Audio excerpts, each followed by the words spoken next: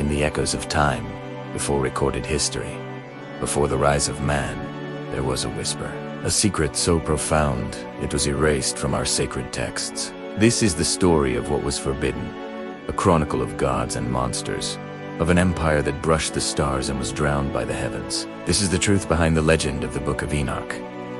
Our story begins not with fallen angels, but with beings woven from living light and cosmic energy, their forms shimmering with the dust of distant galaxies. They were the Watchers, sent to observe the fledgling world of humanity. But observation turned to desire. They descended from the heavens, not in a gentle fall, but as a cascade of comets, a storm of divine fire. They landed upon Mount Hermon, and the impact didn't just shake the earth. It infused the very rock with an alien aura, causing the peak to glow with an otherworldly light for 1,000 years. To the primitive humans who witnessed their arrival, they were not messengers. They were gods. They were God, beautiful, terrifying, and impossibly majestic. Their voices were the music of the spheres, and their touch could rewrite the very essence of creation. They walked among mortals, their feet barely touching the ground, and promised humanity a new age, a golden age, built on forbidden knowledge. An age that would come at a terrible price. From the union of celestial fire and earthly clay, a new race was born. The Nephilim, giants. But the word giant is too small, too mundane for what they were. Imagine kings whose crowns were wreathed in clouds, titans 3,000 ells tall, so vast that their shadows were eclipses that blotted out the sun.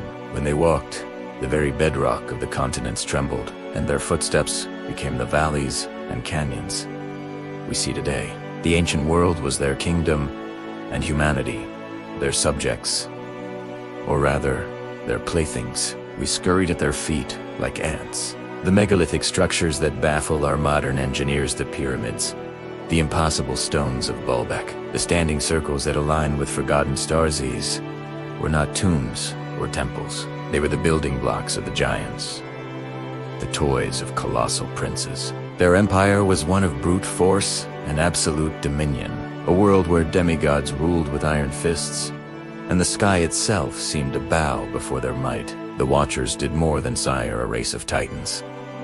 They shared the secrets of the cosmos. They tore open the veil between worlds and taught humanity how to bend reality to its will.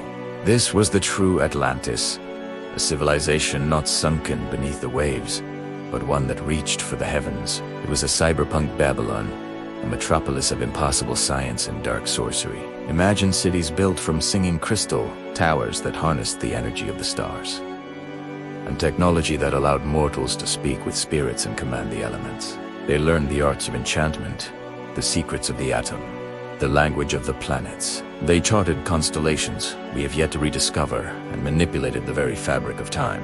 Theirs was a world far more advanced than our own, a golden empire of gleaming spires and flying machines. But this technological paradise was built on a foundation of cosmic arrogance, a spiritual darkness that grew with every secret they stole from heaven. Their progress was a monument to their pride, and its shadow stretched across the entire world. This unchecked power led to the ultimate transgression. The Nephilim, bored with their dominion over man, began to play God themselves. They took the pure essence of life, the sacred blueprint of nature, and began to twist it to corrupt Italiano. In their arcane laboratories, they mixed the forms of different creatures, birthing monstrosities from nightmares, the legends of mythological beasts.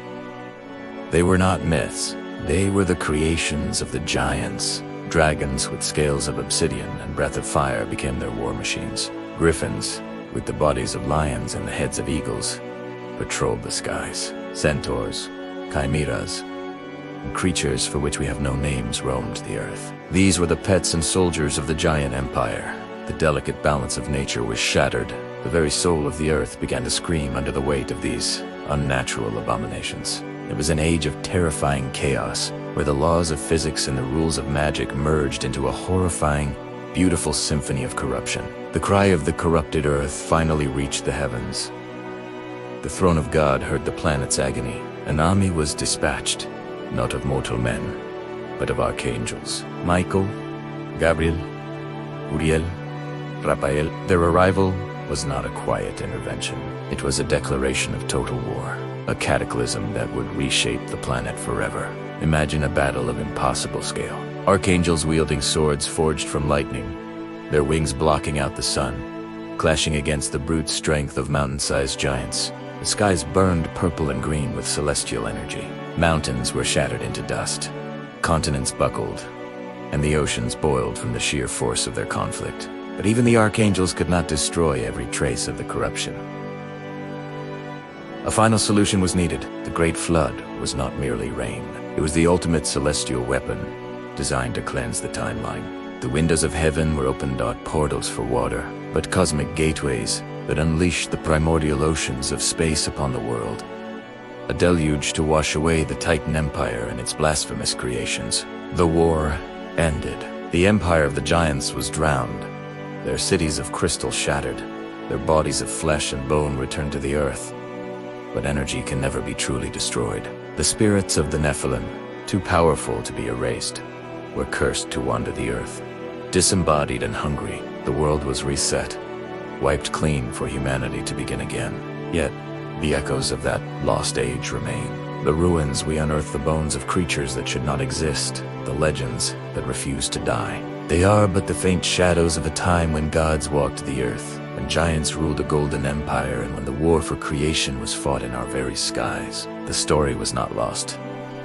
Mareli Iden, waiting to be rediscovered. Thank you for joining us on this journey into the forbidden past. If you hunger for more hidden histories and lost legends, be sure to subscribe and ring the bell for notifications. Until next time, keep questioning what you've been told.